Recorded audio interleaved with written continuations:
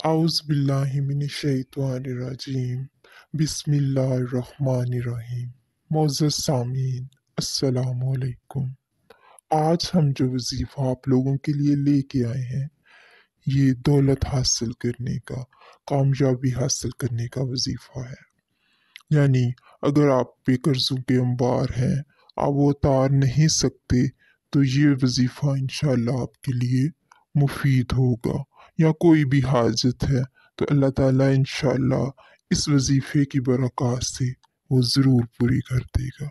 नाज़रीन, ये इंतहाई मुफीद और मुख्तसर वजीफ़ा है। आप इसे कभी भी दिन के किसी भी औकात और किसी भी फ़र्ज नमाज के बाद, जैसे फजर, ज़ोहर, असर, मगरिब या इशा, किसी के भी बात कर सकते हैं, या दिन के किसी और टाइम भी आप इस वजीफ़े को कर सकते हैं। इंशाअल्लाह अल्लाह तबारक व तआला इस वजीफ़े के फ़ज़ाइल व बरक़ात आप पे ज़रूर नाज़िल करेगा।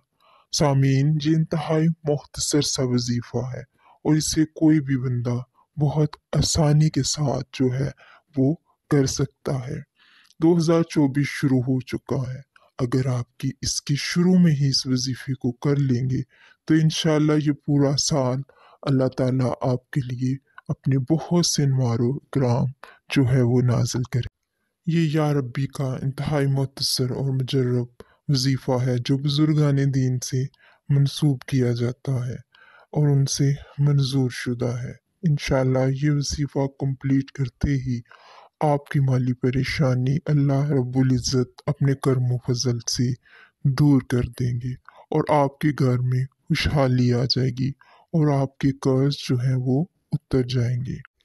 वजीफ़ा स्टार्ट करने से पहले आपने बावज़ू होकर जाए नमाज बिछा लेना है।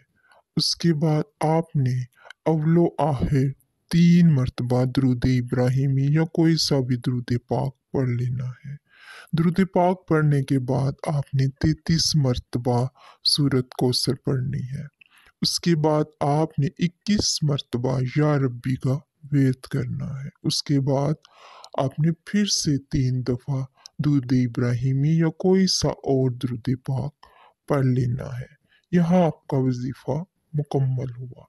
उसके बाद सबसे अहम चीज़ कि आपने अल्लाह ताला से दुआ करनी है। आपने गिड़गिड़ा के अल्लाह के हुजूर अपनी अर्ज़ पेश करनी है कि या अल्लाह, जो रिज़्क तुमने मेरी किस्मत में लिखा है वो तू मुझे अता कर दे। मैं तेरा आजिज़ बंदा हूँ और मेरा सिर्फ तेरे पे भरोसा है और तेरे अलावा मेरा कोई नहीं जिस पे मैं रिज़्क के लिए भरोसा कर सकूँ।